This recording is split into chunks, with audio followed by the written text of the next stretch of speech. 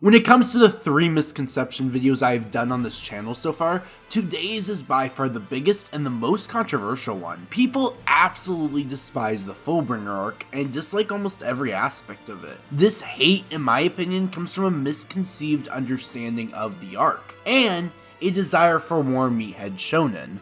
Fullbring is a psychological horror type arc, far more than an action-based arc, and it does that psychologicalness very well, but the common individual wanted and desired for just more action. In today's video, we are going to be defending the Fullbring Arc by discussing and debunking several misconceived notions people have of the arc. But before we get into today's video, if you guys could subscribe to the channel and drop a like, it would be greatly appreciated. Anyway, without all further ado, let's get into the video. The first claim I want to disprove is that Fullbring has very little to do with the overall plot of the series, that some people feel like it felt more like a filler arc, some even saying that the only point and the only plot-driven aspect of the arc was that Ichigo regained his powers. Now to say this is wrong from a fundamental level would be an understatement. Fullbring develops Ichigo Kurasaki's character as Ichigo learns how it feels to have no powers. He originally desired to live a normal life, however after realizing he was unable to protect those dear to him, he ended up desiring his powers once again. After all, his powers were a piece of his identity. Ichigo develops into being willing to kill a human inside the story if the need arises, something which he would never even think of doing in early Bleach. Tsukishima's powers, which are established in this arc, are genuinely needed for the final battle of Bleach, as Ichigo uses a mixture of Tsukishima and Ohime's abilities to regain his Bankai. Chad and Ohime's powers are finally fully expanded on with an actual explanation. Ichigo got his powers back, Ichigo learned more about his identity, and understood himself far better by the end of the arc. After all, he experienced the most trauma in this arc. His trauma inverted his world and genuinely caused him to fall into absolute despair. This arc also expands on the inner corruption of the Soul Society, a plotline that began back in the Soul Society arc, and only continues to expand itself in every arc, reaching its climax in the light novels. The Fullbring Arc explained the history of the Substitution Agami and explained why the rules were established in the first place and why the program with the badges even exists. It characterizes and develops the change Ichigo caused in the Soul Society, which is important for Thousand Year Blood War. It humanizes Yamamoto, and it also characterizes and develops Ichigo and Uryu's current relationship, which once again are two things that are absolutely fundamental for the final arc of the series. This arc genuinely helps us understand Ichigo far more, Ichigo Kurasaki's emotions, and his mind in its entirety. Another critique the arc receives involves around Ichigo regaining his powers, and this is two critiques in one. Firstly, that the way Ichigo regained his powers makes absolutely no sense, and secondly, that it removes any emotion or important themes in the Aizen battle by taking away the sacrifice that Ichigo committed. So firstly, my question is, in what way does it make no sense? Inside of the story of Bleach, Ichigo gained his powers through Rukia in the first chapter, so the same format makes sense. On top of that, this is a project we watch Kisuke and Isshin work on throughout the entire arc, so one can't even claim that it comes out of nowhere. The way Ichigo regained his powers kept the story of Bleach consistent throughout its entirety. For the second critique, I think this comes from a misunderstanding of the story of Bleach as a whole. The Ichigo vs Aizen fight has far more meaning behind it than just a simple sacrifice, and that is the fact that the identity of Ichigo Kurosaki was incomplete. Ichigo vs Aizen has several themes that it presents. One of them that has absolutely nothing to do with this whole sacrifice situation has to do with one being who ascended through natural means versus an individual who ascended through artificial means. So when it comes to the sacrifice, one needs to understand that Ichigo had not fully become one with his origin and identity. He misunderstood himself when making this quote-unquote sacrifice. The sacrifice was not meant to be the focus and the center of the battle.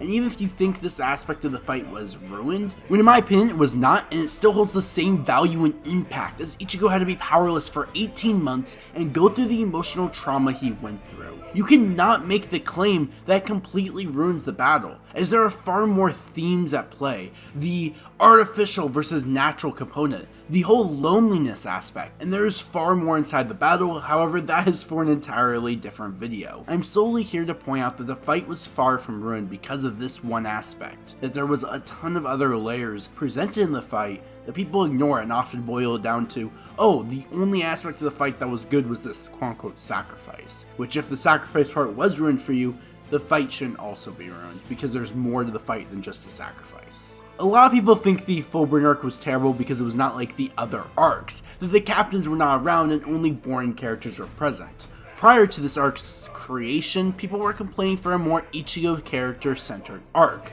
and they finally received one, but since the captains are not there till the end of the arc, it's bad. I find this line of reasoning to be flawed. The Fullbring Arc does not only expand Ichigo as a character, but also gives us some much needed screen time and characterization to Ichigo's friends and family. It introduces us to a new group that contained 3 really good characters. I think the captains not being there gave it more of a chill feeling that was much needed after the previous arc. We needed a calming period with weaker opponents, which brings me to another critique people have with the Fullbring Arc. This critique being that the Fullbringers were too weak. What is this criticism? It confuses me. For starters, Genjo is actually broken, but the other Fullbringers needed to be weaker as to not lead us to terrible power escalation. Ichigo was a human, and it gave the arc a more psychological effect that was needed for an arc like this one, rather than a more battle shonen feeling arc. Also, while it is understandable for why the Quincy's were hiding, it would be strange for powerful Fullbringers to be hiding in the previous arcs. It makes more sense for them to be around the strength of characters like Chad in this arc, and they have potential to surpass that. But in order to make this arc more psychological and more down to earth, we needed villains like the Fullbringers. Also, Genjo is absolutely broken, by the way. He is insanely strong, so I don't get why people think that Genjo's as weak as people think he is. The last critique that I'd like to discuss that involves the Fullbring Arc has to be the Genjo Twist, and how Tsukishima would have been a better main villain. I just can't see where Tsukishima as the main villain would have gone. Genjo had more aspirations, accomplished more towards the lore, and was a better character overall. Tsukishima's entire character had a ceiling. He was cooler than Genjo, sure, that's a fair take, but the goal was simple and flat. He simply wanted to kill Ichigo. His motivation for that was just because he didn't want the Fullbringers to lose their abilities. Now this could have been expanded upon, but there is a ceiling, there is a cap. On the other hand, Genjo is a villain that has a connection to Ichigo. His motives and reason for being can be expanded upon and understood from an audience perspective. He desired to change the Soul Society forever and gain revenge for his lost friend who was killed because of the corruption of the Soul Society. The Soul Society tricked him and brought Genjo to nothingness. However, in order to change the Soul Society forever, Genjo needed more power. He was the first substitute Shinigami, and because of that he has a relationship with Ichigo Kurosaki through this connection. I love how their dynamic evolved in the final chapters of the Fullbring Arc. Genjo's motives are the same as Kaname. He's out to right the wrongs that came to him, and when including the light novels of Camp for Your Own World, he is easily an S-tier character in the story of Bleach. That being said, the reason why this twist was important is because Tsukishima had a ceiling to his character arc, and while Genjo still has that ceiling, it's far higher than Tsukishima's.